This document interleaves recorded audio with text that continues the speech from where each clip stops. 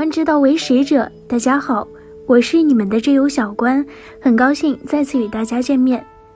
早在1000多年前，医圣张仲景就已经认识到了带脉对健康的重要性，认为带脉是治疗疾病的万能穴。唐代杨玄操在注释南京时曾说：带之为言，数也，言总数诸脉，使得调柔也。带脉就像人的腰带，腰带能约束裤子，不让它松懈，而带脉能约束纵行之脉及12经脉、阴窍脉、阳窍脉等，加强各经脉之间的横向联系，起到协调和柔顺的作用。带脉到底在哪里？在中医上对带脉的解释有2个，一是指人体的腰部为一圈，是一条横向的经脉，人体上其他的经脉都是纵向的，这条经脉就好像一条腰带，将所有的纵向经脉系在一起，所以称为带脉。二是指带脉穴在侧腹部，肛门下 1.8 寸，以肚脐为中心画一条横线，以腋下为起点画一条竖线，2条线交点就是带脉穴。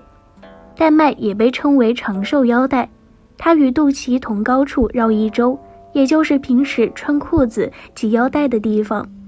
中医认为，带脉作为唯一一条横行的经脉，对其他经脉有管控调节作用。打通带脉对我们的身体健康有莫大的好处，具体有以下几点。1. 调节肠胃，带脉的位置与肠胃非常接近，很多时候肠胃出现疾病，一大原因就是人体内的带脉出现了问题。带脉不通时，肠胃功能会受到扰乱，所以平时注意维护带脉的通畅，有助于避免肠胃方面的疾病发生。2. 调节血压，高血压是由于中焦不通、肝胆不通引起的，低血压是由于肾气不足引起的。敲打带脉，疏通中焦，上面的浊气可以下来，下面的肾气可以上去，整个循环一打通，血压就会恢复正常。所以多敲带脉，虽然不直接作用于血压，但把中焦这条通路打通后，血压就不会太异常。3. 调节经期，在中医的理论中，妇科病被称为带下病，可见带脉与妇科疾病关系之密切。带脉的位置往下就是女性子宫、卵巢、输卵管的所在地，且带脉横贯冲脉、任脉和督脉这3条大脉络，对众多的纵向经络都有约束能力，所以养护带脉有助于保护这些器官。4. 缓解便秘，带脉堵塞时，肠道蠕动会变得缓慢，很容易造成便秘，所以有便秘烦恼的朋友可以试试通过疏通带脉的方法来进行缓解，效果一般就很不错。5. 帮助减肥，从中医的理论上来说，腰部、腹部的赘肉增多往往是由于带脉堵塞所致，每天花点时间敲敲带脉，有助于促进脂肪代谢，减少赘肉的产生。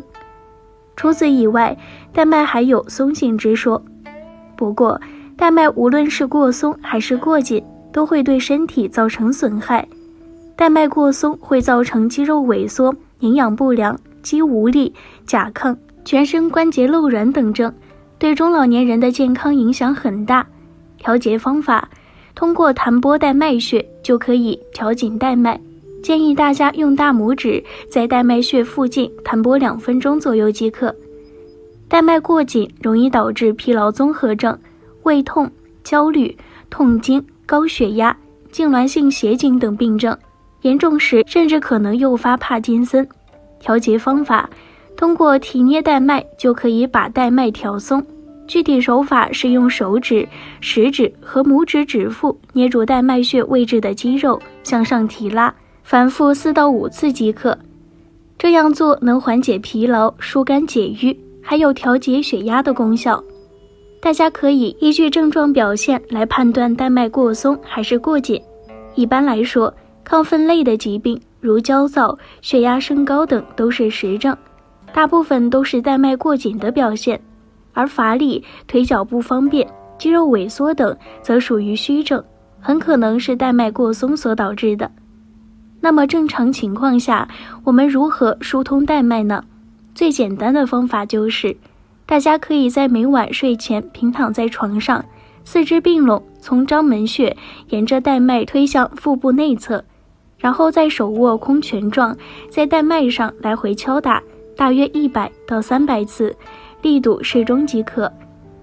章门穴位于侧腹部，在第11肋幽离端的下际，仰卧位或侧卧位，在腋中线上，合腋屈肘时，当肘尖指处是该穴。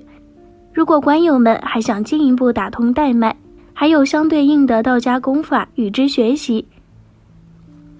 具体动作如下：一、站式。站式的要求是两脚与肩同宽，脚尖朝正后方，胯部轻轻下坐，头微上顶，下颚内收，颈部抓紧，眼睛微闭，舌轻贴上颚，手与肩自然下垂，轻轻含胸，头顶百会穴、胸中山中穴、下阴会穴呈不断线，以全身觉得温馨为意，一手丹田。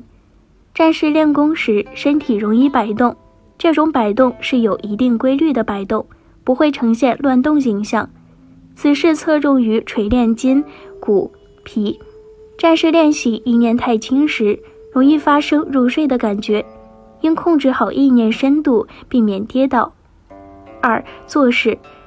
坐式练功有端坐式、自然盘膝式、双腿平行式、半自然盘膝式和双盘膝坐式。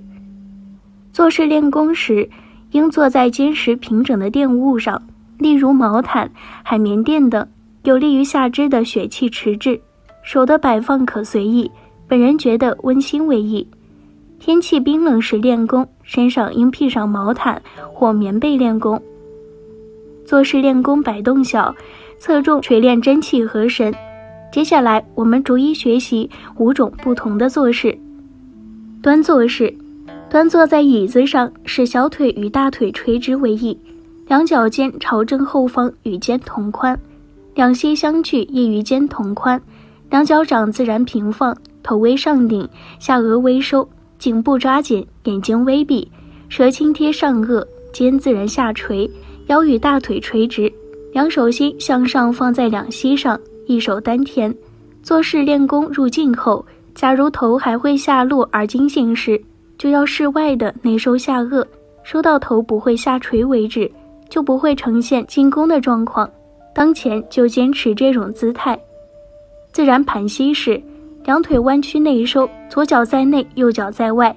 女性相反，自然穿插盘坐，两小腿接近大腿，在内的脚尖放在外腿的窝处，头微上顶，下颚微收，颈部抓紧，眼睛微闭，舌轻贴上颚，肩自然下垂，腰卷缩温馨为意，两手抱拳，温馨自然地放在双脚穿插处，或许两手掌心绝对，食指尖对应悄悄接触，自然卷缩抓紧，放在腿上，一手丹田。这种姿态自然温馨，容易做到。双腿平行式，两腿平行卷缩，与肩同宽，其他要求同自然盘膝式。半自然盘膝式，由自然盘膝式一腿卷缩，另一腿坚持原姿态，则称为半自然盘膝式。双腿平行式和半自然盘膝式是用在练功初期，采用自然盘膝式练功。腿麻痛难忍的状况下，变换姿态调理内气运转而采用的。麻痛消逝后，应改回自然盘膝式持续练功。双盘膝坐式，将两只脚背辨别搭于左右大腿上，两脚心向上，其他要求同自然盘膝式。夹是指脚心，夫是指脚背，上述姿势也称为全夹夫坐式。假如将左足夹在右大腿下面，另一只脚自然内收，则称为半夹夫坐式。这种姿态难度较大，适用于两脚能结成双盘坐式者，或身体骨骼自然能达到的人。普通的练功者可先采用半夹夫坐式，经过一段功夫修炼后，逐步到全夹夫坐式。